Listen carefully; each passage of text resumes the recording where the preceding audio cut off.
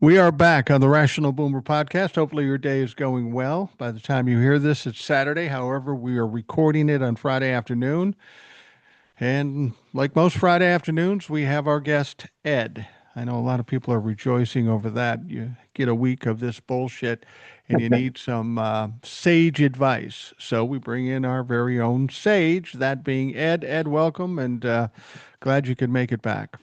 You bet. Yeah, just hanging in there, this talking with you and, kind of going over everything always clarifies things in my mind. So I enjoy doing it. People have asked me, um, you're getting older, your mind might be slipping, and little memory loss and such. What I've found by doing TikToks and doing this sort of thing every day, it does help to keep my mind sharper. I wonder if exercise for the brain isn't a good thing to stave off some of that Donald Trump syndrome. I hope so. My wife and I start the day every day with the Wordle, the connections, and the New York Times crossword puzzle. So just that's how we wake up. I knew you were wild. I'm sure the neighbors are talking. They're working on Yeah, Wordle again, those yeah, crazy bastards. that's Yeah. true. Now, I'm in Minnesota. You're coming to Minnesota. You've been in Minnesota. It's minus 17 degrees. That's not a surprise to you in January. We've seen that a million times before, but it still sucks. Yeah, I'm sure Now, you've closed the windows by now, right? yeah, I'm not, my wife and I were talking about this. We'll go out to a store someplace, and there's always some dumbass with temperatures like this wearing shorts. And I want to go, what the fuck is wrong with you? You're trying to, what are you trying to prove here? Who are you trying to impress? Even the people in this part of the country who deal with this on a regular basis know enough that you don't fucking wear shorts in minus 17-degree weather. Not if you got long pants. I No. mean, I'm guessing, I don't know, the guys I usually, and it's usually guys that I see dressed that way, have a layer of blubber like a whale or a Yeah. walrus or something that probably insulates them from the cold so they don't really feel it. Otherwise, maybe they're just too lazy to change clothes. Every time I see them, they're pretty much wearing the same duds, basketball shorts and a t-shirt of some sort. But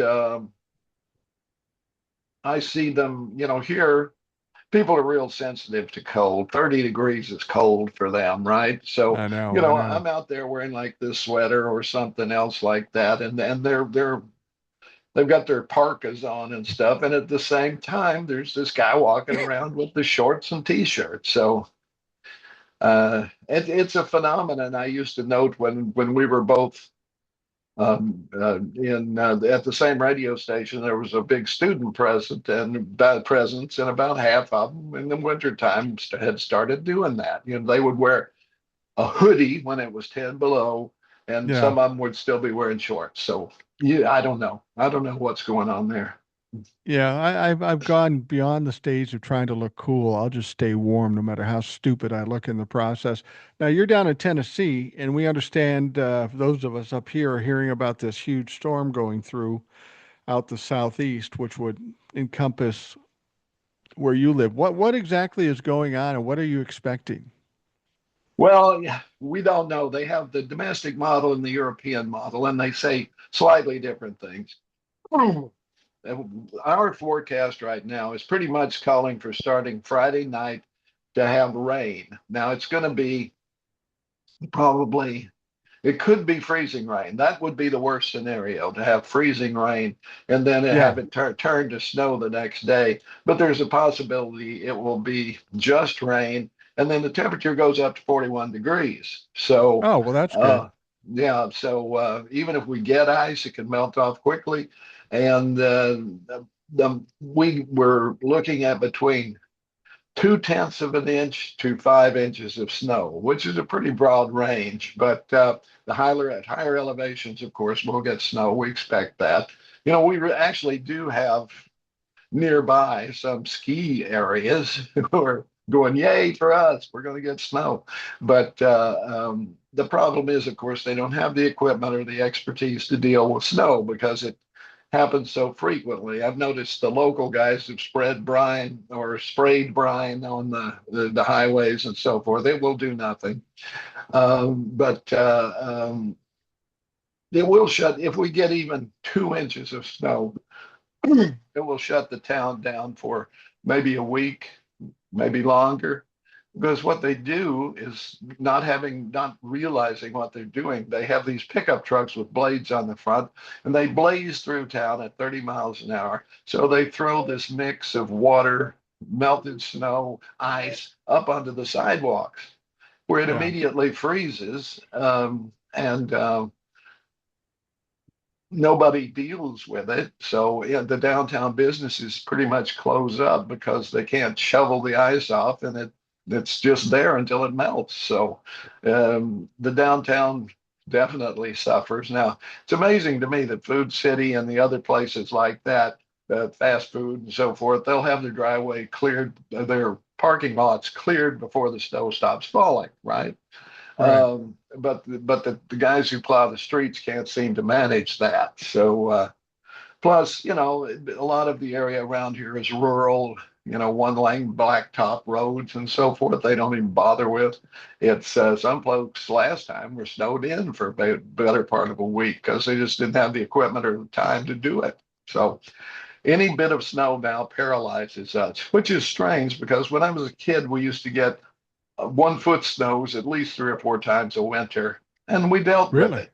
Yeah, yeah, the climate has changed that much, and people who poo-poo climate change should come here for a while and look at some of the pictures from when I was growing up in the family album of making snowmen and sledding and all of that in January and February. Well, my wife and I and my son were down in Savannah last year when they had about 3 inches of snow, and it essentially shut everything down. Yeah. I try to explain to people down there, I said, because Minnesota is prepared to deal with this stuff and they deal with it on a regular basis, and I think you'll agree with me, we could get 8 inches of snow in the morning here in Minnesota, and we'd be out driving clear roads by the afternoon. Well, yeah, and you and I in particular, you were living in Rogers. You were driving through the Twin Cities to Roseville. Yeah. I was in South Minneapolis driving to North Minneapolis, and we were doing this at 3 and 4 in the morning. Um, so before the plows were, I lived fortunately on my alley. There was a guy who plowed. He had the rig to plow smaller parking lots and stuff, contract work and so forth. He would go out at 2 a.m. and plow out our alley all the way to the first snow route, which would get me on the road and at least in North Minneapolis, where if I had problems, that's where it would be because North Minneapolis, being the black section of 10, was pretty much plowed last. Yeah. Um, Yeah. but I never once not did not make it to work because of the weather, not once. Yeah, and some days it's pretty fucking tough out there Yeah. if you don't have the right kind of vehicle. Uh, Well, then let me make it even clearer. I was either driving a Honda Civic or what were the little one, Geo. I had a Geo and then I had a Honda Civic, and that's what I was defying these 8 and 10 inch snows in because the snow removal is that good in Minneapolis. yeah, and there's not much clearance in those cars, so you can get stuck Mm-mm. really quickly. Let's talk about what's going on in Minnesota. You lived here. You're, as they would say down in your territory, you're fixing to come back, Mhm. and you're seeing what's happening with ice. You no doubt are getting it on your feeds on the internet, maybe the TV news. Um, Is it And surprising to you that they've kept up this intensity for going on 3 weeks? yeah, it is actually. I guess they're trying. Trump. This is Trump trying to prove a point. He's hoping to be able to use the Insurrection Act. I think that's primarily the deal. But what he's really doing is every day, all of this video that people are getting and putting on the internet and so forth is showing people just how brutal these guys are when there's no need for it, and often they're directing it against U.S. citizens. Um, Yeah. I mean, the day they shot the pastor in the face with pepper balls, that to me should have been the end of it. The Congress should have risen up and passed a resolution to defund ICE at that moment, pull them out, get rid of them, because it is targeted brutality against protesters, which is protected. It's free speech. It's right there in the First Amendment. Go look at it if you want to. Um, and they supposedly wrote in a paragraph somewhere that gives them immunity to break into houses and stuff, but it's not legal. Well, It's not legal. I wanted to bring that up because I just read that, did a TikTok about it. ICE announced that they changed their policy where you don't need a judge signed warrant to break into a house. Yeah, they have Policy, an administrative warrant, they say, that they issue themselves, which is policy means nothing. The law is there. well, that's my point. You can make a policy about anything, but the Constitution says something other than that. So you can make that policy and do that, but when it's all said and done, if somebody wants to make a stink about it, you violated the Constitution. Pam Bondi no longer there, Donald Trump no longer there. There's going to be some legal issues. Well, this is just common sense to a degree. I'm walking down the street, okay, and I see a cop beating on a teenage girl with a baton. Right. If I'm a decent human being, I'm going to do my best to stop that. I don't care if she was shoplifting. I don't care what the hell she was doing. If he's doing that, that's illegal. And there has to be a way to prevent it. If I pick up a rock and bean the mother, to me, I did the right thing. And I would be willing to do it and go to court about it. Okay. Well, that's my point about the whole shooting thing with Renee Good. People Mhm. say, well, she did this and she did that. And none of that is true. In fact, we're finding out now. I don't know if you heard this. I talked about it on a previous podcast. They now know where the bullets went. Mhm. That she was shot in the breast area. She was grazed on the arm, and she was grazed one other spot. The kill shot was in the side of the head from one Mhm. temple to the other temple. It went all the way through. So that means this guy made the kill shot while he was standing next to the car, not Yep. in front of the car. So there's no question of whether this was murder or not. Clearly, it was fucking murder. And of course, Donald Trump and the Trump administration, no, we're not going to investigate it, but we're going to investigate Keith Ellison, Tim Walz, and Jacob Fry, and all these other people, but we're not going to um, investigate this. Stuff like this can't hold once we get normal minded people, reasonable minded people in positions of power. Pam Bondi, Donald Trump, once they're gone, and they will be gone at some time in the not so distant future. It's just they completely, they constantly try to divert, distract, and explain themselves and try to get us to believe that they're right. And they're so fucking wrong, it's unbelievable. Absolutely. I mean, this is obvious to anybody who doesn't have a racist, white nationalist, white, quote, Christian, unquote, nationalist agenda, which is what the Heritage Foundation has, Project 2025, and so forth. That's what that is. That's what Project 2025 is. And the Trump administration, it follows that 100%, is to establish an authoritarian white Christian nationalist government. And I really think what they're doing, I think there have been collusion with the Russians and the Chinese. We're going to divide up the planet and we'll be like corporations do. It will be like Coke and Pepsi. We both realize that if we act in collusion, we can make maximum profits and we don't have to be cutthroat with each other. We'll just agree to raise prices together. I think China and Russia and Trump's administration have agreed that they will divide up the world along certain lines. Trump and China say, okay, go ahead, take Ukraine and Poland if you want. In the meantime, Xi's going to take China. Trump's going for Greenland and Canada. This is what's happening here. And call me an alarmist, call me a fantasist, but this is what's happening. That may be the intention. That might be the master plan, but Mhm. clearly when you have Donald Trump in charge of anything, it's going to fail because he always fucks up. Mhm. I mean, the Greenland thing is interesting. He first said he was going to pay off the citizens. That didn't work. He was going to buy it. That didn't work. Then he said he was going to send in the military. Um, and there was a lot of hubbub in Europe and about an economic bazooka and selling treasury bonds and closing military installments.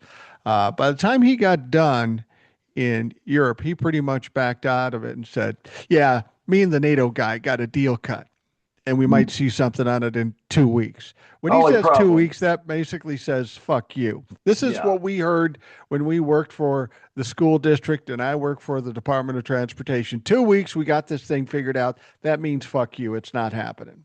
yeah, exactly. And um, the head of NATO has no standing. The head of Yeah, NATO does not determine the fate of Greenland. Um, Denmark does. Okay, so if he's right. going to negotiate, he has to negotiate with Denmark. We had bases there that we closed. We have one there now. We can expand those, and nobody cares about that. They demand that they retain sovereignty. That's all, right? They would, I'm sure, love to sell the rare earth minerals they have and generate revenue, but the oligarchs who wanted Trump to go in and take the place so they wouldn't have to pay, or at least Right. not the amount that they should.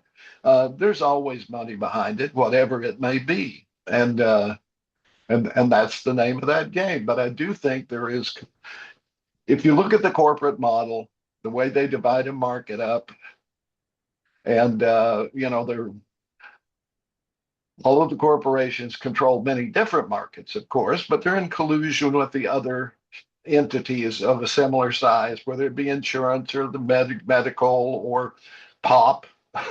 That's soda for you other people, Yeah, whatever it yeah. may be.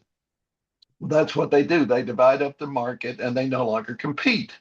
And I do believe these three major powers, that goes right to Orwell's 1984, where there are three major powers who have divided up the world. All are authoritarian, and all the common people, of course, are merely slaves. Yeah. The whole Greenland thing, a lot of people took a sigh of relief. And I think one of the things that impacted Donald Trump and as to why he backed off of it, at least temporarily, is because in addition to what Europe was throwing at him, the people in the stock market were worried about what Europe was going to do. It dropped 1,000 points. And that's the one thing that always seems to get Donald Trump's attention. If the stock market drops, then he'll go full taco, which is what he did. Exactly. I was going to bring that up because I watched The View this morning, and one of the ladies on The View had exactly that same take on it. That as soon as the stock market gets rocky, he backs down. He has to because the people that are pulling his strings, he's merely a marionette. He Right. dances to their tune. They lost a lot of money, you They know. lost a lot of money. Of course, But they he, immediately made it back when he pulled back on it, of course, or a large portion of it.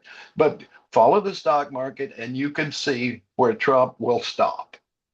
and this may be an intentional market manipulation. Like you say, it dropped 1,000 points and people lost money, but these rich people then bought it when it's lower, knowing Donald Trump would back off and then they make more money. So it's a Exactly. fucking game to a certain extent. Yeah, chaos. He deals in chaos, or at least his administration does. Um, Trump is not intelligent, but he is sly to a degree. Yeah. Like most criminals, if criminals were smart, they wouldn't be criminals. They'd make their money in a legal way. But they're not smart, but they can be sly. And that's what Donald Trump is. And not much more than that. And he has people behind him who do know this. But he's been manipulating the stock market on and off ever since he was in office the first time. These crises do that. And then Yeah, no question. he through fake or surrogates and surrogate accounts and so forth. He drives it down, he buys, up it comes, he makes money and sells. It's that's why he's made so many billions while he's president this time. Yeah, it's a plaything for him. It's a toy. It's a tool. Now I'm going to make a prediction here and see what you think about this. I don't think we're done hearing about Greenland. Mm-mm. I think he's going to come back because Donald Trump is a pussy. So when he's talking to people in their faces, oh yeah, you make a good point. And then he comes back, something pisses him off, like people say he tacoed, and then he's going to bring up Greenland again and fuck with the market again and talk about going into Greenland. I would like to see Europe pull the trigger on something, whether it be selling a shitload of treasury bonds. I know in Which they've Denmark, done, which they've yeah, they've done. already sold $100 million in treasury bonds, which is not a good thing for America. But people around the world hold trillions of dollars of these treasury bonds. If they all said, fuck you, Donnie, we're selling them all, that would basically crash the United States of America's economy. And they could do that, and they might, which of course would harm us as well. So that's why we got to get this guy out of there as quickly as possible, or else emasculate him to the point where he can't do anything. And we can do that with the midterms if we're allowed to have them. I've complained about this, and uh, you're a less volatile mind than I am. I'm more in your face. I've been very disgusted with government in general, whether we're talking about the federal government or even on the state level. Jacob Fry, even though he's getting good notice recently, I'm not a huge fan of his, but I don't live in Minneapolis. I don't really pay much attention to him. And Tim Walz. I'm getting very tired of watching people get injured in the street, killed in the street, um, their constitutional rights being uh, destroyed. And our politicians, like Tim Walz, like Jacob Fry, like the people in the federal government, the Democrats saying, oh, I feel your pain. We just got to make sure we vote right in 2026. I've always thought politicians were there to protect the citizenry. Don't say, tough it out. We'll figure it out with the vote. You're there to make decisions and do things to protect us. That answer pisses me off and makes me question the viability of any politician that says that. Tell me where I'm missing something here, You're because some not. people say I am. You're not. You're not missing a thing. Um, you know, and you have stated this many, many times, the only way to deal with a bully is a punch in the nose. Okay. And Right, that's right. absolutely true. Because if you give up once, if you keep, they'll keep coming back and trying to do more. I saw the chief of police Minneapolis yesterday saying his off-duty officers were being harassed and by ICE. To me, at that point, he should say, okay, there's 600 of us. We're gonna focus on because they know where ICE is going. They know, and the moment they start brutalizing somebody, 8 of them jump on a woman, whatever they're doing, they're spraying a guy in the face from 2 feet away, kneeing him in the head. Those guys are arrested. Yeah, absolutely. You They're breaking the those law. those guys, you keep doing it until you've got them all locked up, but you keep doing it. Okay, he's going to send in troops. You meet him at the airport. You say turn around and leave or face the consequences. Well, these are the people that constantly tell us that no one's above the law. And Mm-hmm. they constantly prove to us that that is a fucking absolute lie.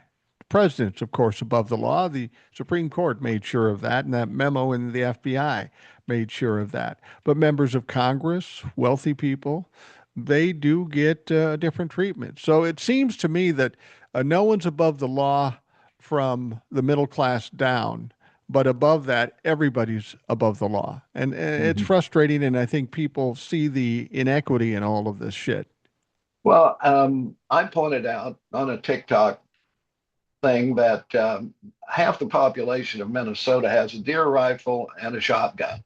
It Yeah. may be more than that, actually. Oh, I But know it's more than that. yeah, you look at the Minnesota map, if it's red and blue, right, it looks like it's overwhelmingly red. But what you don't realize is all the people live in the blue areas, right? And Right. out in the hinterland, there's some of these Minnesota Minutemen and that kind of stuff out there, right? But they're a minority. a small minority of the population of Minnesota, which tends to be liberal. But occasionally we will elect a Tim Pawlenty, or we will elect um, the wrestler, help me out, Jesse, Jesse Jesse Ventura. Ventura, who I like more and more because he's pointing this crap out, right? But He wasn't really a Republican. He was an no, independent. And yeah. I was glad he won when he did. I didn't think he was a great governor. I was glad he won because I thought it would put Democrats and Republicans on notice that you're not the only fucking show in town. Didn't turn out to help that much, but I was happy when he won, not so happy when I saw how he performed. But I think you need to stir up the Minnesota patriotism and say, hey, look, we're being invaded by a foreign force. These people have been here. The people that they're going after have been here for generations, some of them. They own businesses. They pay taxes. They're a part of the Minnesota fabric. A friend of mine who I was in the Army with from Minnesota, now lives in Iowa, passed away. And his brother called me and we talked a little bit about what was going on there. And I agreed that I would let the other people knew that I was the Army with, that I was in contact with. And one of them is a guy who lives in the Southwest. We were in Korea together. We were Korean linguists in the Army Security Agency, and he actually married a Korean national and had two kids.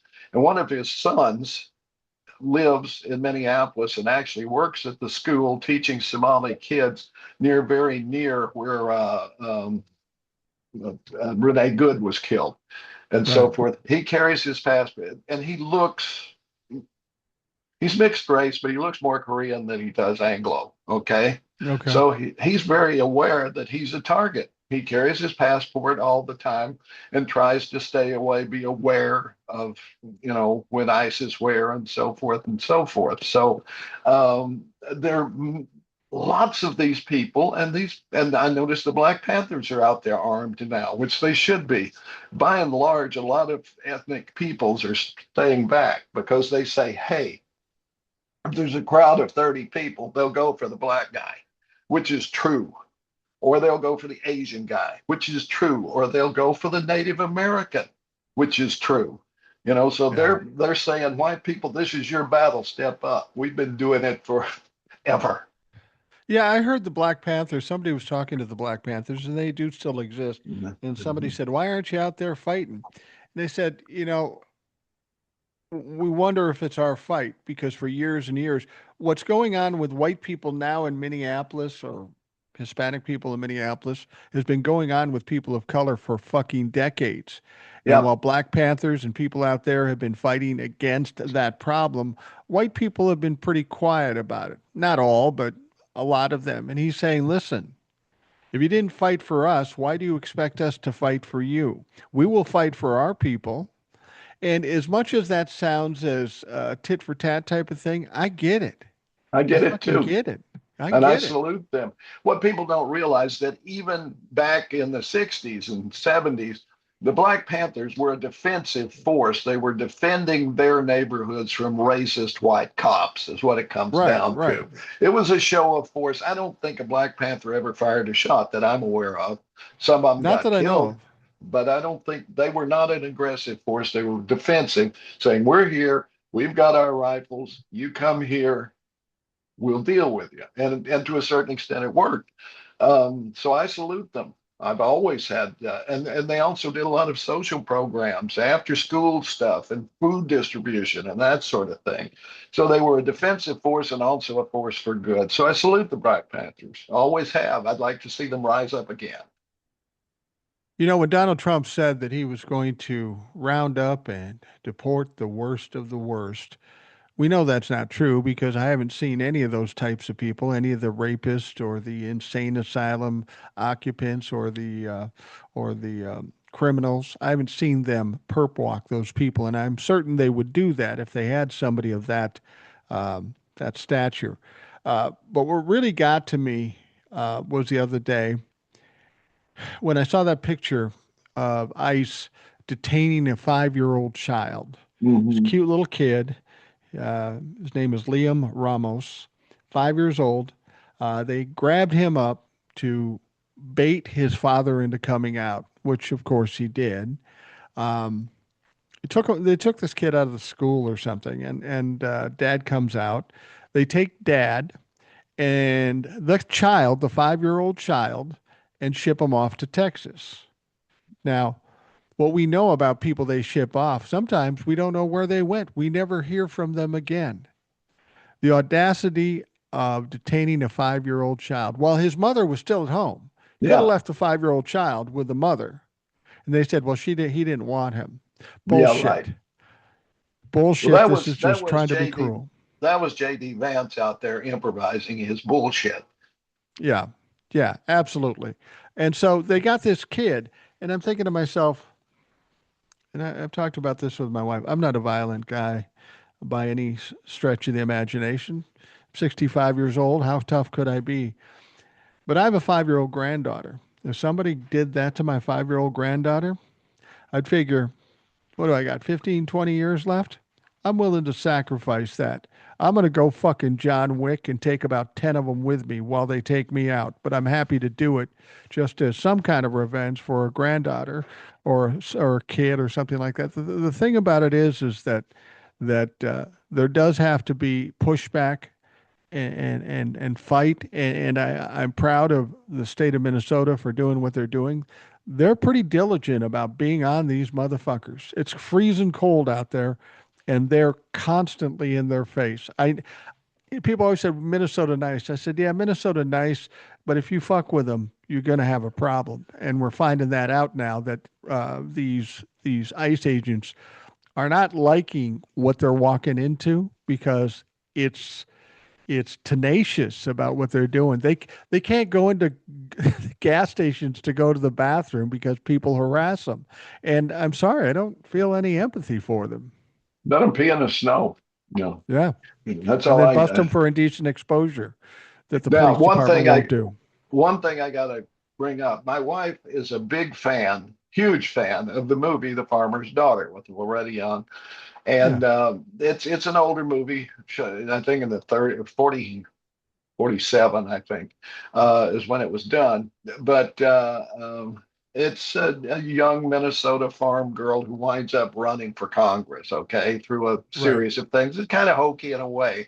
But at the very end of it, the the guy running against her turns, they don't name the Ku Klux Klan, but that's exactly what he is involved with, right? The guy she's Right. and so there has to be this rescue, and there are three Minnesota farm brothers, including James Arness, who was Matt Dillon, and Lex Barker, who was Tarzan, and Keith Andes, who you'd recognize, show up and beat the crap out of about 30 of these Ku Klux Klanners. And it is a wonderful thing to behold. So if you need your spirit raised, you can find it just The Farmer's Daughter. It's out there streaming.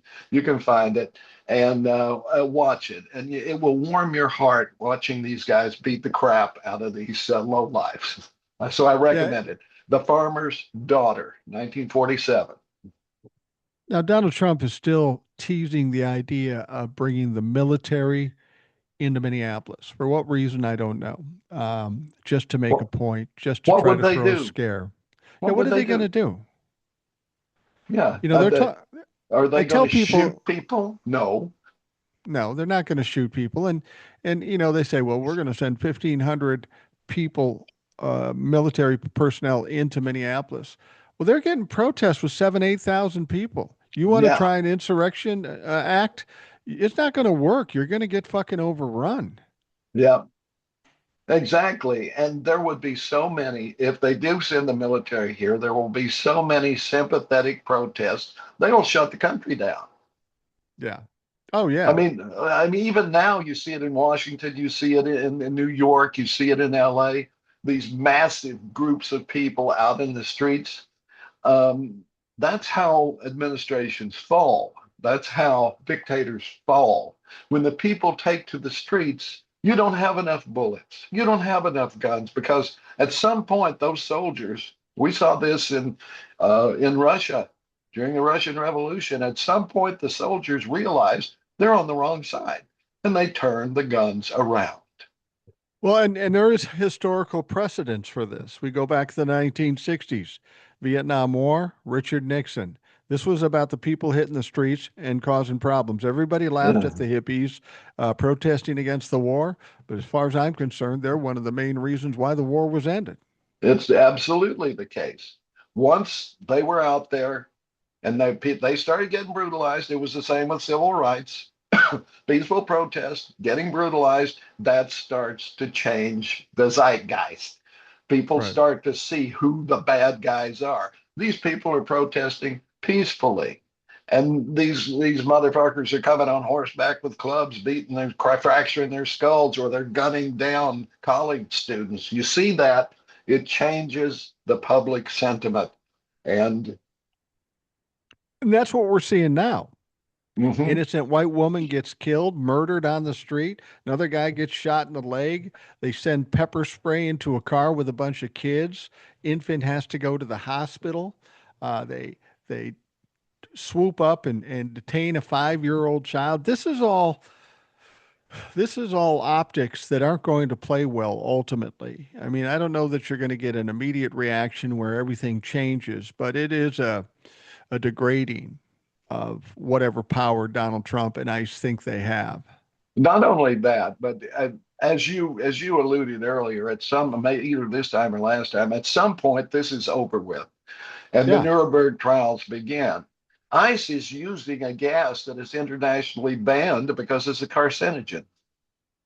Did you know right, that? exactly. No, I So did know that. that is a war crime. So ICE leadership, they're all going down. And so are the people. It'll be just like January 6th, which a lot of these guys participated in. You'll see that happen again. Well, And I these I guys will wanted be to right back in jail. I wanted to ask you about that because Will has talked about the Nuremberg like trials, the tribunals, and that sort of thing. Um, and I think all of us would love to see that. Is that realistic in this day and age to see that kind of thing? A tribunal? I Only, guess they do tribunals because it's outside the DOJ, right? It's just a yeah, separate entity. well, I'm not sure on that. I'll be honest with you. I'm not sure. But I mean, Nuremberg was an international thing, of course. Right. The United States, all of the Allied powers participated, Britain, France, so forth. With judges and so forth. One of the judges was from my hometown here, as a matter of fact.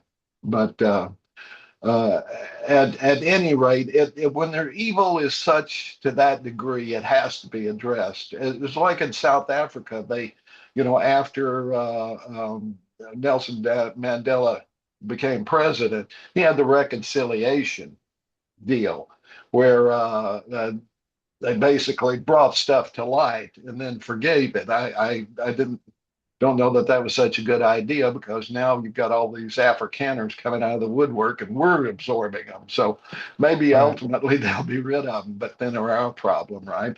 But I'm not sure how that would work. Perhaps it would be just the leaders and so forth. I want to see ICE defunded and broken up. We can go back to the INS. They did a fair job. And they Well, didn't do it with the brutality and the express cruelty that ISIS has always exhibited, quite frankly. and there are the ICE situation. A lot of people said they should dissolve ICE, and I think they should dissolve ICE because even if they clean it up, it's going to have that stink on it forever.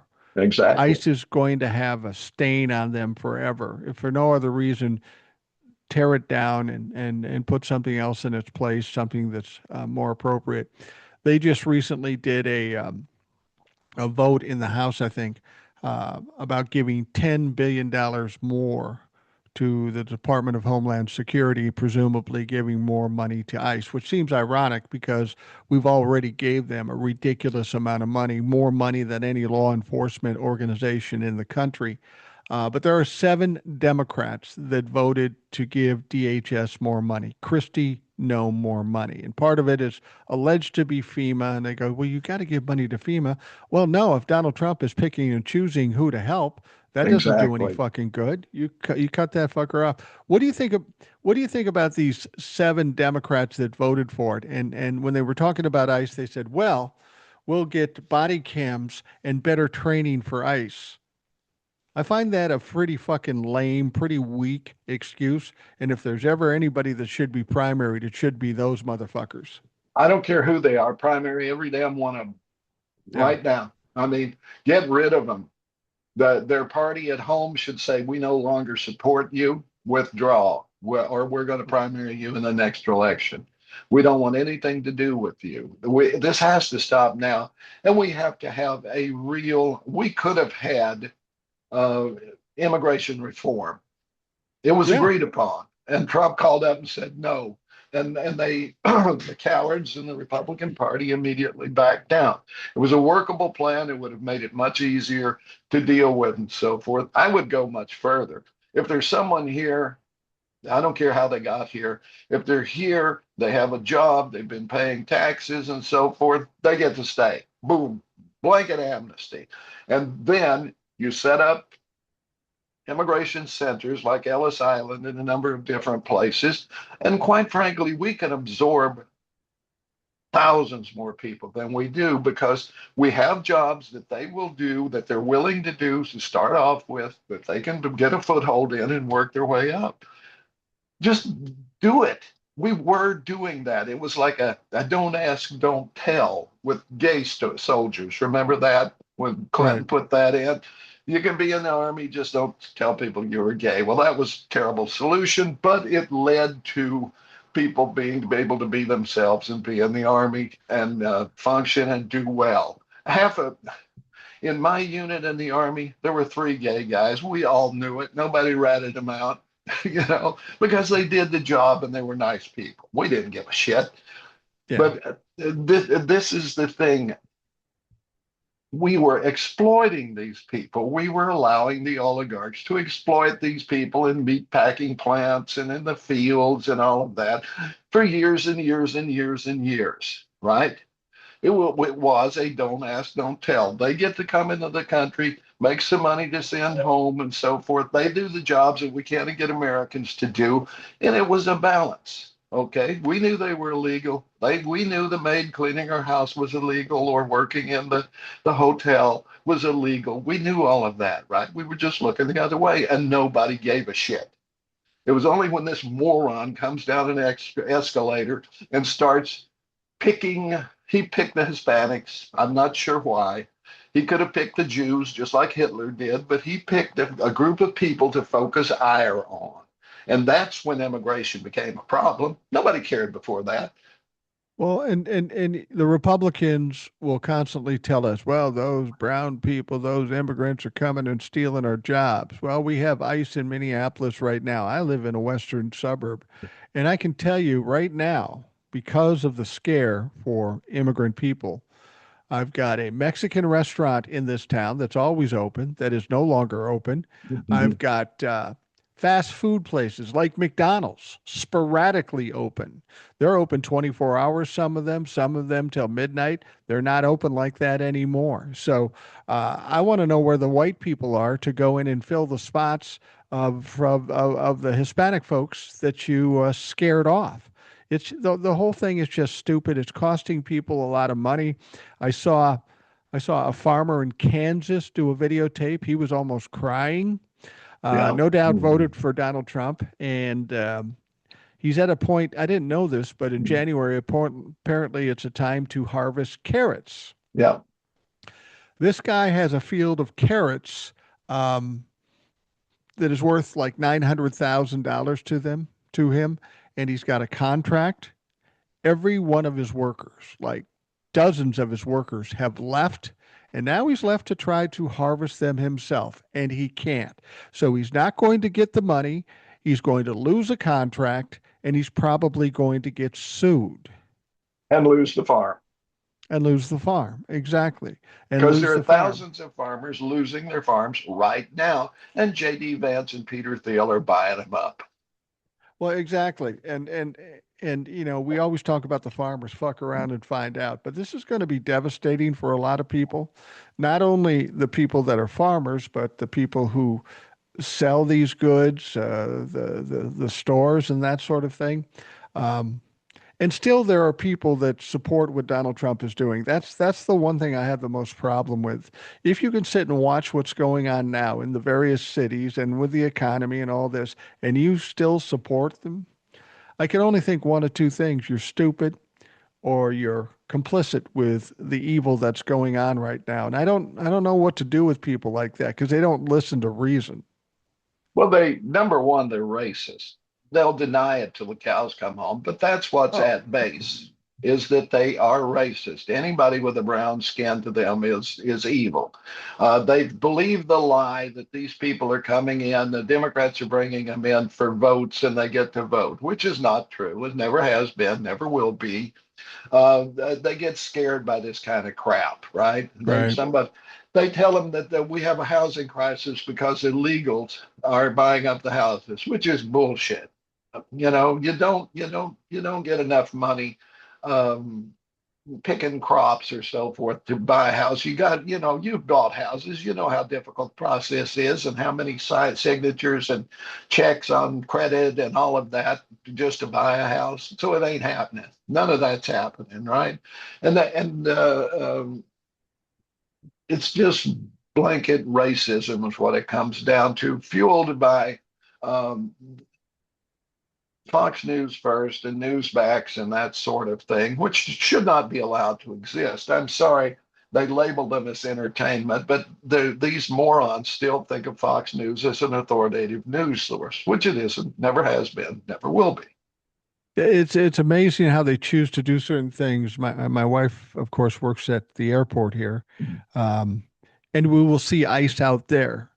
And she pointed out something that's very interesting. Anybody that works in the airport for an airline or otherwise has to have what they call a SITA badge, which Yeah. means they've been vetted by the Department of Homeland Security.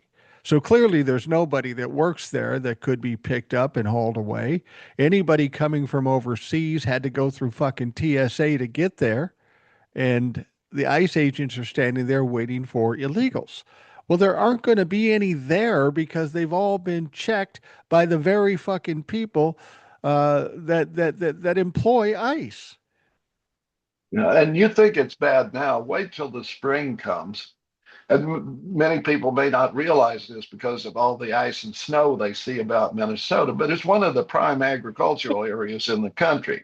The Yeah, Valley of the Jolly Green Giant, ho, ho, ho, is in right. Minnesota. And we have a huge population of Hispanic people who harvest those crops. They're in hiding. They're not going to be doing it this year. So your fresh veggies, you can kiss them goodbye. Even your canned veggies, which are large LeSueur and so forth, all come from Minnesota. So Yeah, this is going to absolutely. disrupt the American economy for years unless regime change takes place and takes place quickly. Well, do you think that will be finally the thing that gets people to understand that they made a dumb choice? I mean, it's amazing to me seeing what we see, feeling what we feel, that there are people still don't get it yet. Well, this is tough, but I'd still vote for Donald Trump. What are you fucking stupid? Yeah, yeah. It's these are people who go, yeah, yeah, yeah, yeah, yeah, yeah, yeah. They've got their eyes closed and their hands over their ears, so they don't hear the truth because they prefer their reality like reality television, which isn't, right? It's Right. that's where Donald Trump came from. He was a failed businessman who managed to get by laundering Russian money, and they made him into this icon of business success on TV, and that bled over into politics and so forth. He's a creation of reality television, and these people eat it up. I can remember when cable was not just a sewer of reality crap, but that's all that's there now. Yeah. I wanted to bring this up because I know you're not a religious guy, and I consider myself a Christian, but I don't belong to any churches because I don't trust churches because they're run by um, humans, and humans can be despicable, greedy, and power hungry. We had the situation where protesters went into a church in Minneapolis. And the reason they went into that church is because they found out, because of leaked information about who's in ICE, that one of the pastors in there is a regional coordinator for ICE. That seems like a contradiction of the teachings of Jesus. So they went in there and they protest. And all these religious people were just appalled. They had the audacity to uh, break up their worship session.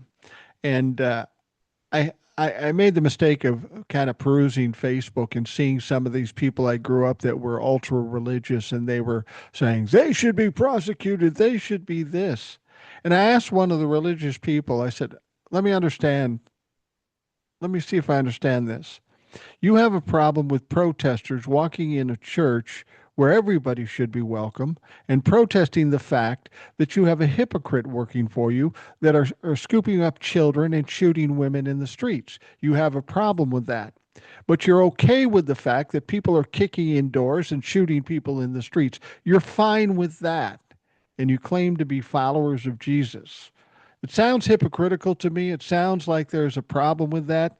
And I asked him, I said, if you're upset about them coming into the church, but you're not upset about kicking in a door and dragging an old man through the snow at 5-degree temperatures, I question your validity.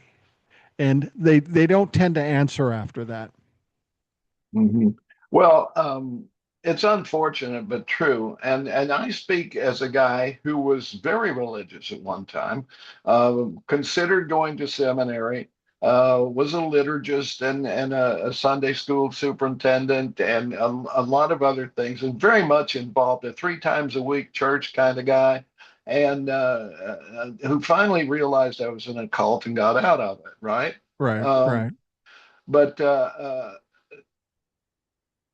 a lot of people are what I call church Christians. They go to church and they think that's it. They don't read the right. Bible. They've never read the Bible. You know, some of them, in Minnesota, most people who are Lutherans, know the catechism and they go through classes and so forth. So do Catholics and so forth.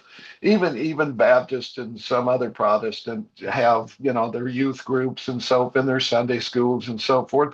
But most people don't read the Bible. I cannot tell you how many people tell me, well, the Bible says a tooth for a tooth and an eye for an eye, you know?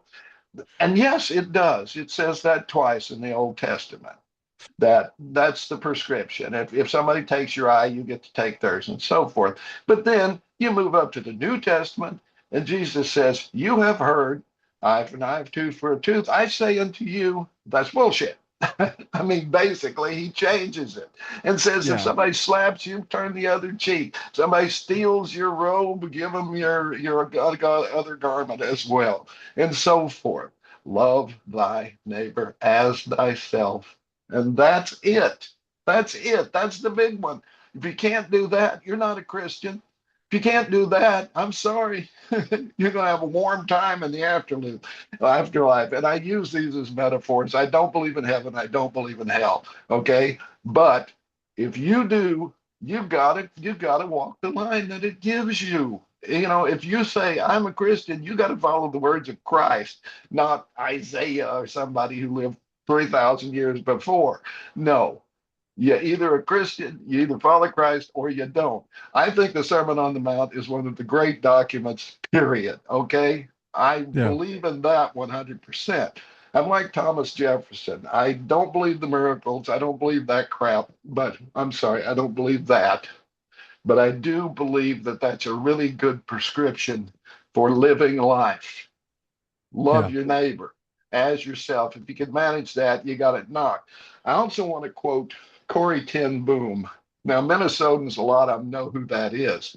She was Dutch, and she and her father and her sister hid a Jewish family mhm, in their home.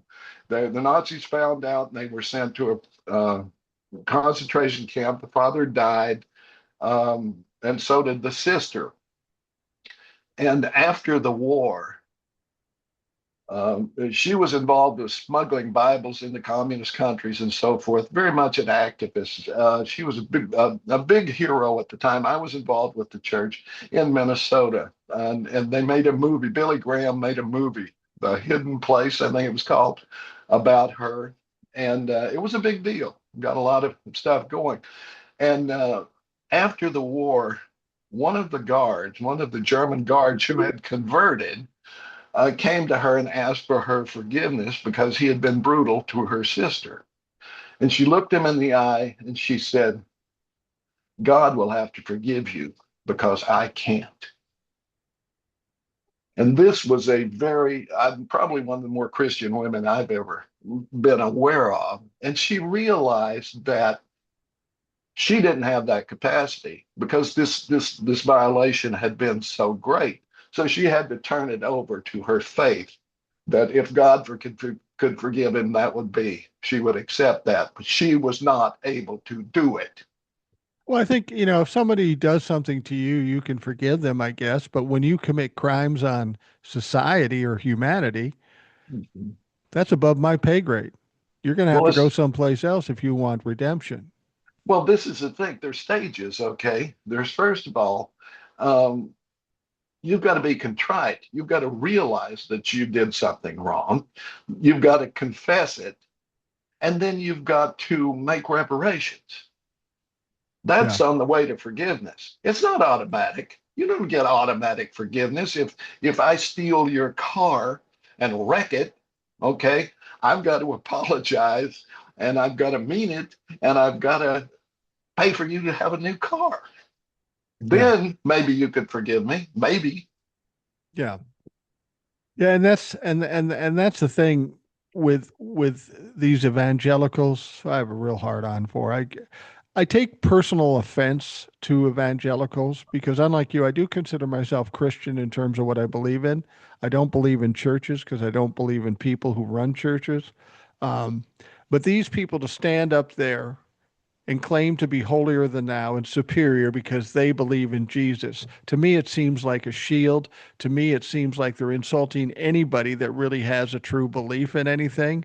So, over and above the horrible things they're doing, I have a deep dislike for them. When I see them on Facebook or something like that, I just want to go after them because to me, they're worse. If you take somebody like a Trumplafuck and they're evil and they're racist and all that stuff, they're bad people. I can't forgive them. But if you're somebody who claims to be a Christian who supports all that stuff and then acts holier than thou, for my money, they are fucking worse. Oh, I agree 1,000%. And by and large, you have to turn a blind eye to yourself because because I was so much of it, I remember a lot of quotes, all have sinned and fallen short, Yeah, that's everybody. And it doesn't mean, and well, I believe in Jesus, so that says I can go to heaven. You don't yeah, believe if you don't follow, okay? right. Just saying I believe accomplishes nothing, zero. It also says faith without works is dead. And boy, do they hate that one. Oh, boy, do they hate that one. That's in James, by the way. Boy, do they hate that one. That faith without works is dead. Okay, so that means you got to follow the word. If he tells you to love your neighbor, you got to love your neighbor. And if you're not doing it, you're falling short, which I means you're a think sinner. I think the one thing that Donald Trump is doing here and all those people that support Donald Trump, I think we are at a breaking point, a tipping point, if you will, not only for Donald Trump, but for the entire governmental system. I think we're at a breaking point for the media because people are becoming hip to the media not being trustworthy. And I think religion, at least the far right religion, is going to break apart because they aren't going to have the support. Because what I believe is going to happen once Donald Trump's out of the way, the floodgates are going to open with information. Maybe some stuff that happened well before Donald Trump, but was um, successfully kept under the radar. But now everything's going to blow out like a septic tank that's too fucking full. And there's going to be a lot of information out there. There's going to be a lot of knowledge about some of the crimes and corruption and atrocities committed. Whether it be Epstein, whether it be the religions, whether it be government. And I think it's going to get very ugly for people who were in it. And there's going to be a lot of people begging for sympathy. And I just don't think after going through all we've gone through that people are going to be having it much. Oh, I agree with you, and I'm hoping that's the case. I saw Trump's approval rating on one survey was 19% now. I don't think there's ever been a president with that low, ever. No, no, Even at the base of Nixon, even during Watergate, I don't think he ever got that low. no. I think overall, his approval rating is 35%, which is the lowest it could be. I think on the economy, he's at 18 or 19%, which is interesting because that seemed to be a strong point. Yeah, Immigration, he's like 20%. So his strongest points, he's so far under the water, it's ridiculous. And that's why I don't understand why Republicans aren't saying, well, that's a red flag. Maybe we should do something about it. But still, it's not enough. right. Well, and let's dwell on that. There was a report out yesterday or this morning, one by the Kiel Kiel Institute for the World Economy. They're in Germany, but they did a study about the tariffs, right? And I'm being honest with you. It's a German group, but they did the study, and I would trust the German much more than I would a U.S. one right now because the U.S. Absolutely. stuff is controlled by Trump to a large degree. But they basically said Americans are paying 96% of the tariffs. 96%. And that's I assume up till the end of last year, right? Is what they're looking at, not including this year, but it's worse now, I'm sure. But what that means is it's not just American people, but it's American companies, American importers, and so forth. But it's falling on America. And you know how this works. Eventually, it moves downhill. As they used to say in the Army, shit runs downhill and we are at the bottom of the hill. You know, Well, that well, that's but that's you exactly and right. you know, so this is I call it proof positive, but it's certainly an indicator for people with an open mind that he's robbing from Peter to pay Elon and Jeff and Bill and all of the other oligarchs. That's what he's Yeah. cutting taxes on them, and he's putting not only higher taxes on us and people who don't make much money at all, but he's also putting another tax on all of us for the tariffs. Yeah, and he's the thing about it is there's such arrogance. It's so blatant. It's in your face. And even still Republicans are saying, "Oh, that's fine. That's fine." But there's going to come a point where it becomes all exposed and all these Republicans that supported it are going to be running for the hills trying to separate themselves from him. But it's too late. It's too late. People are too damaged and too hurt in this whole process.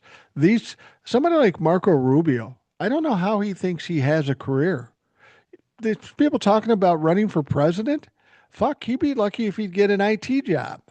Well, see, he's got a job. That let me say one thing before let's put him aside for a second. I want to talk about him, but who's the Treasury Secretary, the gay guy who he's such a pompous asshole? Scott Bessent. That's the guy. He's saying, well, parents buy three, four, five, six houses. Now, do you know anybody? I mean, you own two, okay, but most I people do. own one house. I own a two-bedroom condo and a one-bedroom condo, Yeah. and the total cost of those condos together is less than a house. Oh, I'm sure. I'm just saying he's so out of touch to think that this is the case. And the I forget her position, but she's the secretary of something, labor, I believe, where she says she was talking about how to make a $3 meal, go to the store and get a piece of chicken, a sprig of broccoli, and quote Yeah, something yeah, else. Number one, you yeah. can't buy a sprig of Broccoli, no, broccoli, and there is nowhere you can buy a chicken breast for $3. I'm sorry, it just don't no, happen. you know, no. Not one you'd want to eat anyway. But they are so out of touch on this that what was the other one that is it just it'll come to me maybe when we jump back to it. But I just wanted to point that out that they're starting to try to they realize that people are seeing like I we buy rice cakes and I happened to notice the other day I knew what they cost a while back and I hadn't bought them in a while. So I thought, okay, I'm going to get some of those. And I went and looked, and they have generic for $1.99, and it used to be the Quaker Oats variety was $2.99, and they were a little better, so I'd get them. It's now $4.39 from Wow. 299 to 439, and that's just rice cakes. Coffee, of course, and beef and so forth are much higher than that. But that's just to show you the kind of jump. And I used to spend $70 a week for groceries for me and my wife. Now it's 200. So it's easy to see. Everybody knows it, and people who aren't blind or rich notice it for sure. Trump wouldn't. He's never been to a grocery store. He doesn't know how to No. drive a car. Things that most average Americans are routinely doing, Trump has never done. He doesn't understand. He's an idiot. Well, I was telling, I think Will, when I was on the show, I said I recently bought a 3 pound chuck roast. Okay. Yeah, Normally I would pay about 18 bucks for it, maybe 19. This time I paid 30 bucks for it. So I don't was tell going to me say, prices are going down. Prices aren't going down. They're more expensive. And we're fortunate that isn't necessarily going to kill us, but there are people in this country that are scrimping and saving every penny they can so they can get to the next paycheck. And these people have absolutely. to be suffering mightily.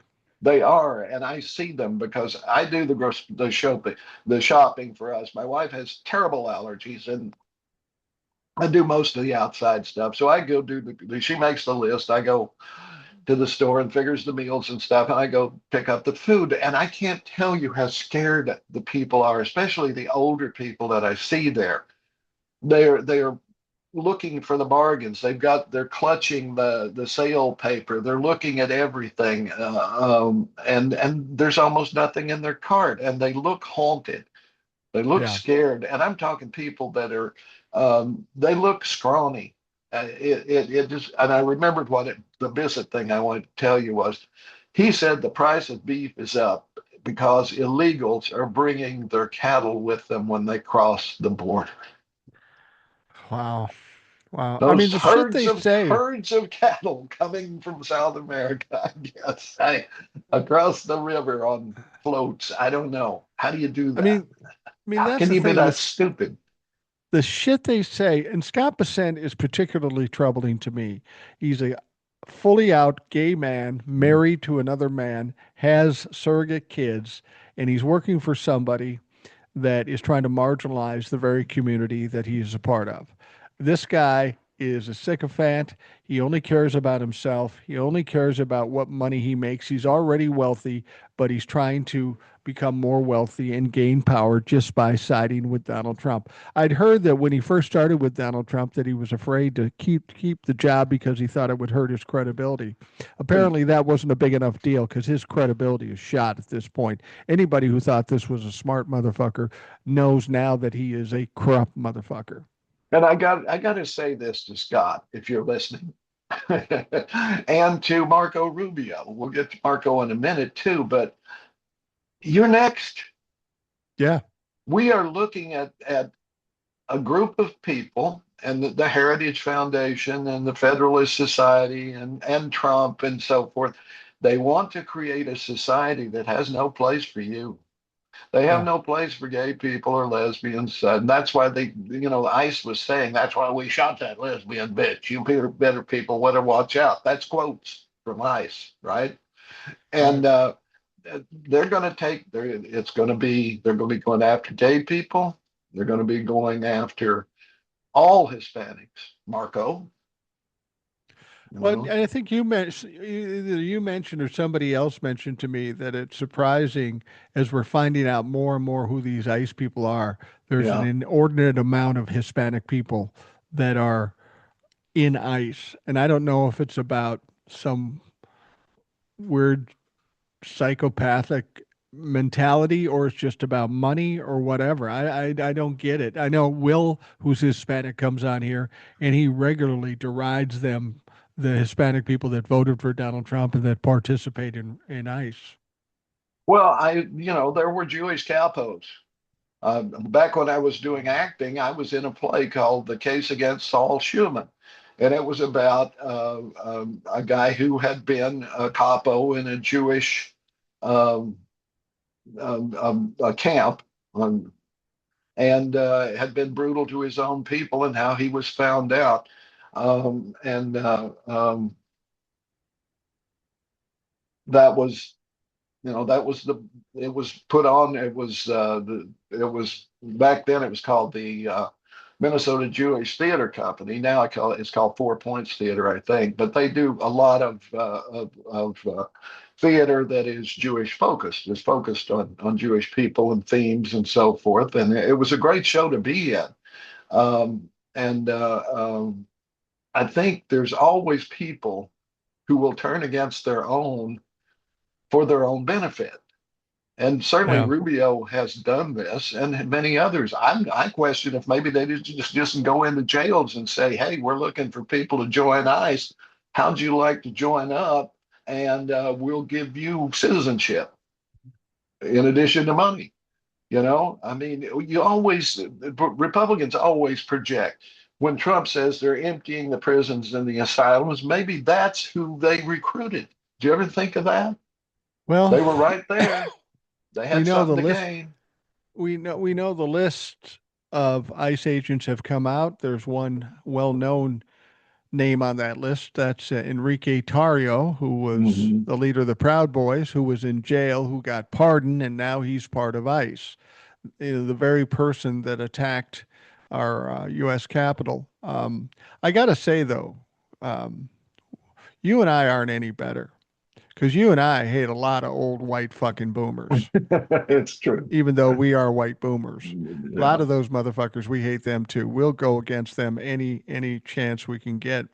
Um, But I wouldn't put them in a concentration camp. I might. Well, some of them. But that I would not. I don't approve of brutality. I want prison reform. People joke when somebody goes to prison, he's going to get raped by Bubba. I don't laugh at that.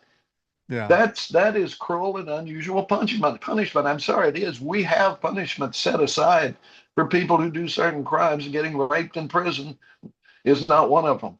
Okay, any more than being shot for turning the wheels of your car is. So I want compassion. I want to love my brother like myself and my sister. I want that.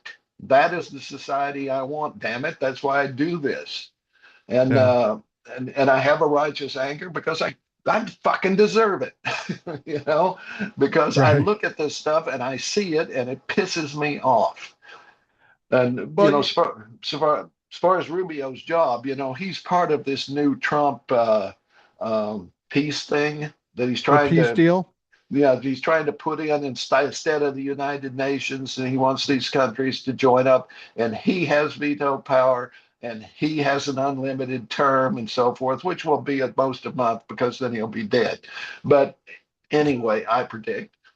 But but anyway, this is what he's going for here, and look at who he's getting to sign up. And somehow or other, he got Tony Blair as part of it, ex Prime Minister of England, and who God knows how old he is, maybe senile.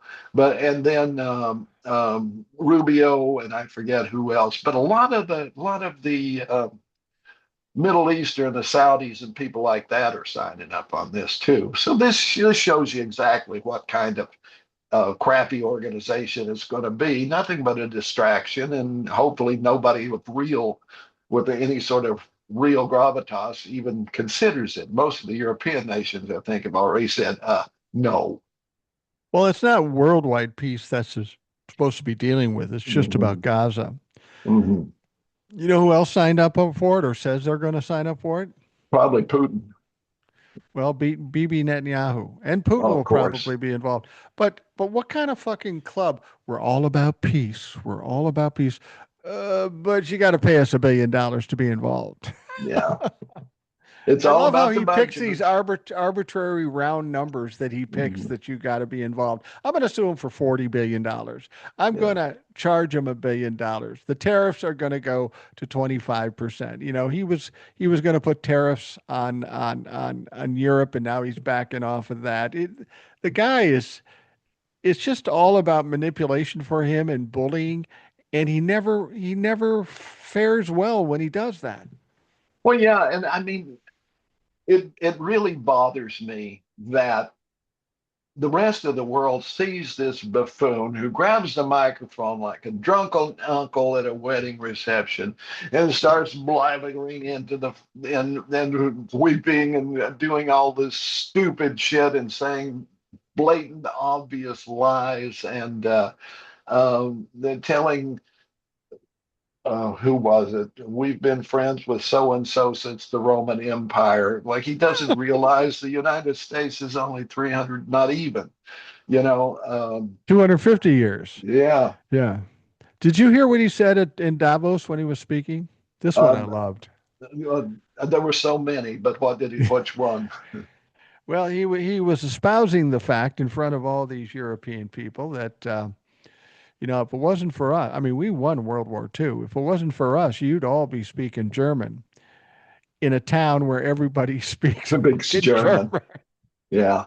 Well, see, that's it. He doesn't know anything. And I will give us credit for Japan. Yeah. Very much so. I mean, we took care of that one, and I regret that we dropped the atomic bombs. I think that is a stain on America that will never go away, um, and we can never condemn anyone else for doing it because we've already done it. We're the only ones who've ever done it. Okay. Right. He keeps talking about American power, how we're unstoppable and so forth, but I'm not sure he knows that Britain and France and probably Israel, maybe Saudi Arabia. There are a lot of nuclear powers around. Of course, India and Pakistan. These Right. all have nuclear capability, and of course, China and Russia too. So it's not like we're the only ones on the block with weapons. All right, you know. Um, that's why the war in Ukraine has dragged on so long. Conventional weaponry anymore, you run into a stalemate. Did And you you go ahead. did you hear the story about how Ukraine was worried that information that they were sending to the the U.S. was being leaked back to Vladimir Putin? So they Yeah. devised this little test with France, and they Mhm. created some untrue information, bad information. They fed it to the United States, and of course, Vladimir Putin ended up with it. For my money, if you're sending top secret information to our administration and it gets back to an adversarial country like the country of Russia, that to me is a huge deal. If they've got proof of that, that's a huge deal, and that is essentially treason. Oh, it is. It very much is treason. And, Trump's side conferences with Putin with no translators or anybody there. I mean, or destroying the translator notes and so forth. This tells me right from the beginning, Putin's been calling the shots. And yeah, Trump is definitely guilty of treason, but so are a lot of his other people. Cash Patel, Pam Oh, Bondi, yeah. all of these people are guilty of treason. The leadership of the NRA, a bunch of Republican senators got money from Russia through the NRA. We know that. Yeah. It's just without being in charge, we're not able to bring the hearings that we need to put these guys away. Yeah. Yeah, it's truly a mess within our government. And I think this mess has been there for a long time. We just didn't have a stumble bum exposing all of it like we do now with Donald Trump. It's maybe worse now, but I think these problems have been around for a long time. Do you see that as much as what's going on is shit? Do you see a light at the end of the tunnel we finally realize this is all exposed, and when adults are finally in control, we can start weeding these motherfuckers out, whether they be senators or members of Congress, or will they still be handled with kid gloves and allowed to do whatever the fuck they want? I wish I could say that I am cautiously optimistic. I have to be. Otherwise, I'd Yeah, just give up, you know, right. or like you, I'd get out weapons and go have a, Butch and Sundance day with you, you know. Yeah, But there we go. no, I do believe there is a chance, but Democrats have to start being as ruthless as their opponents, and that means looking closely at everybody who is a Democrat who, like the seven you mentioned, who went ahead and funded ICE, right? Right. That those people are traitors. I'm sorry, they are, and they need to be removed from the party by whatever means necessary. Primary. I'm not talking violence. They need to be primaried when available. Some of them, of course, you can't primary right away, but certain things have to happen. Democrats have to do this at their first opportunity. Get rid of Citizens United. That's number one. Number Yeah. two, change taxes back to where the big boys are paying a lot more taxes so they can accumulate the money they need. People say, well, you won't have billionaires. Good. Tax the billionaires, they'll leave. See ya. No, get rid of Citizens United. Change the taxes back the way they were. And really, you're going to have to go through every department of government and purge what Trump has put in there. Yeah, it's going to be a long time to clean up what Donald Trump, the mess Donald Trump has made. Um, Oh, the one other thing that the yeah, Democrats have to do, they have to do this. Get money out of health care. They yeah, have to set up universal health care, and I would even throw in a universal basic income, and they will keep power. yeah, Remember Roosevelt rode, he did 4 terms based on doing things for the American people that had never been done before, letting them be in unions, creating Social Security, and so many other things, rural electrification. When Roosevelt became president, there was no electricity here where I live. People were using yeah. coal oil lamps. That was Well, illumination at night, and they were burning coal to keep warm. And in one generation, we started having manufacturing and so forth here. They changed from a rural, dirt cheap economy, small farmers and a few big ones, into an economic powerhouse that created what we have here now. And that's what needs to happen. We need a focus on the people who don't make any money now. We need to raise the minimum wage to $25 minimum, and yeah, get unions empowered again. And if a corporation moves jobs offshore, you raise their taxes. exactly. Now, regarding the healthcare situation, Senate has done nothing to extend the ACA subsidies. So now 24 million people are probably going to be priced out of having any kind of health care at all. Just Yeah, completely priced out. 25 million people, 24 million people won't have health care. And that is going to be disastrous. People are going to get sick. People are going to die. It's going to be very, very tragic.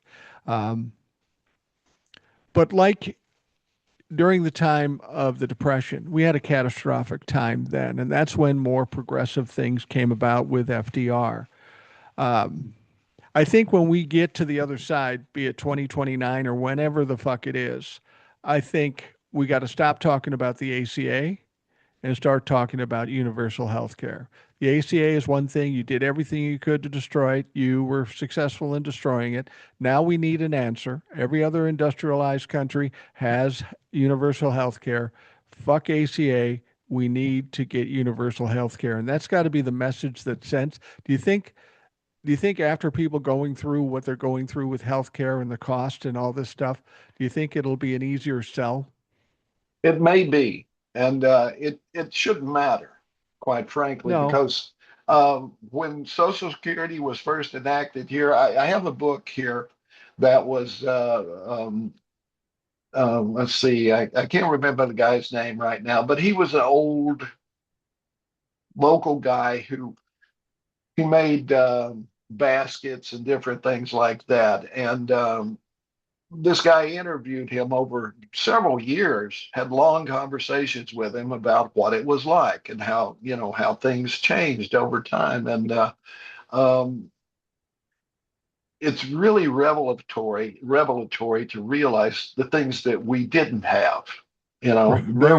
There were two doctors in my county, and they each had a car, and in good weather they drove their cars around.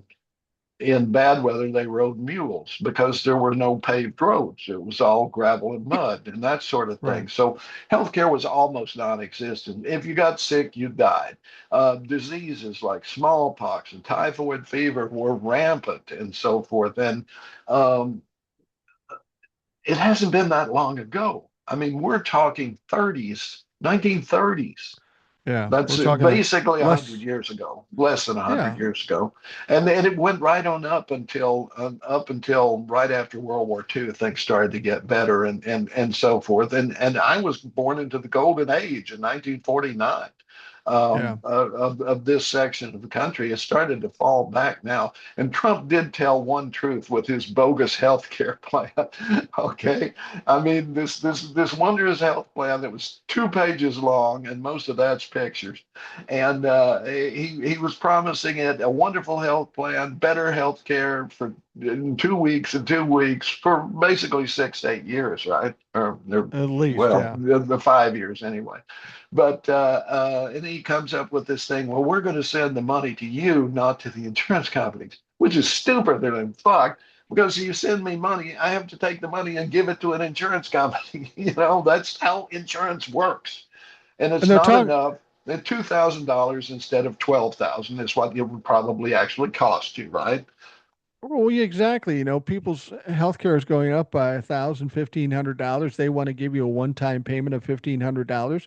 That's great for January, but what are the other 11 months? You literally have to send somebody 1,000, $1,500 a month in order for them to um, afford health care. And frankly, if there is no ACA and there is no groupings of people that are buying health care, it's probably going to go higher than that. It would, of course. And this is the thing.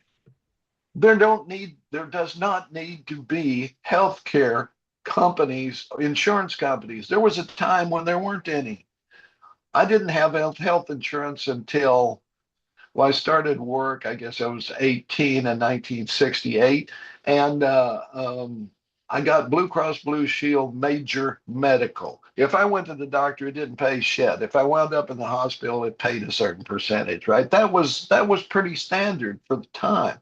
I mean, Right. maybe rich people had insurance, but my family never had insurance, except my mom would buy this policy that if we fell off the jungle gym at school and broke an arm, it would pay for it or something like that. It's just like $15 for the year or some crap like that. But mostly we did not need insurance because healthcare was not incredibly expensive that would bankrupt you forever.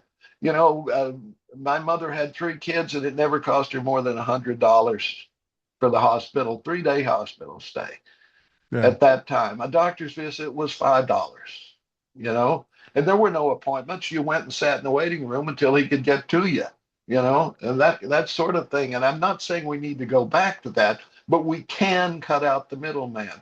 And that's what we have to do. We don't need insurance companies. All they do is limit coverage. We didn't need student loan companies either. No, we did not. Originally that was not. It should be free. That's another thing.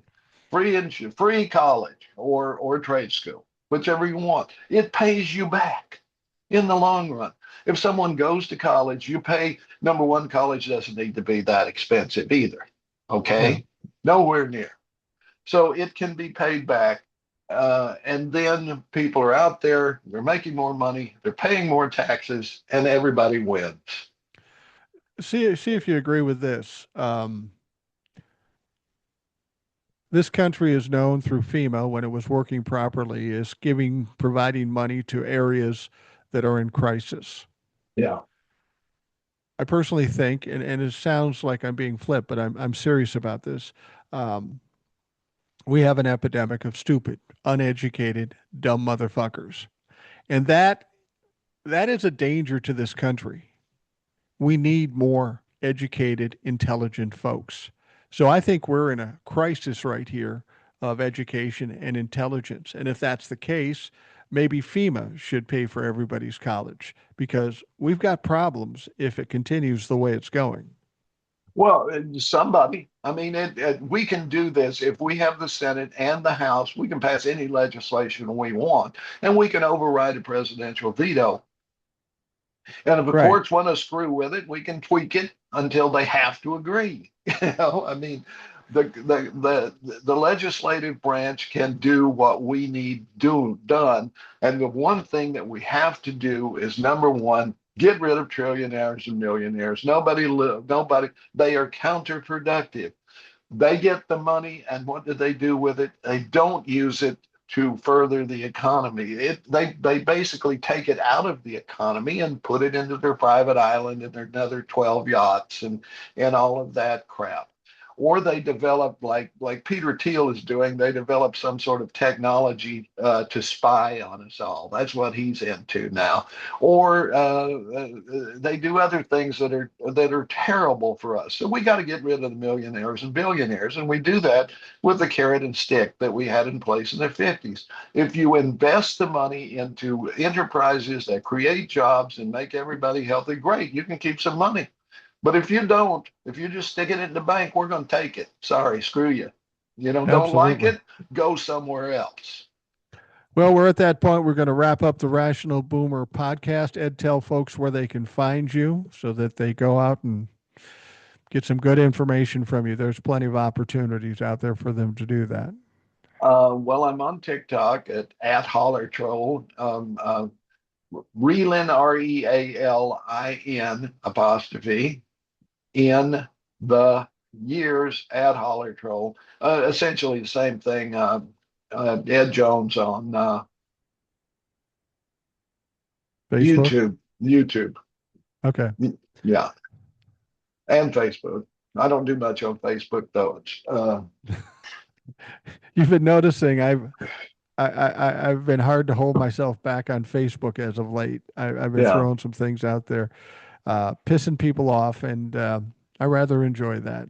I don't do it too much, but every now and yeah. then. I even commented on one of yours. I know Uh, you did. Yeah, even one of our other guests we have on here, TJ, yeah, found his way in there somehow. I don't know. yeah. I saw that too. Yeah, It's not and, under and Rational Boomer. interestingly, my TikToks, I have protections on, so I don't have to spend all of my time blocking and deleting, right? But I Right. put up once because I do these like placards with music behind where I make comments. I could do it Right.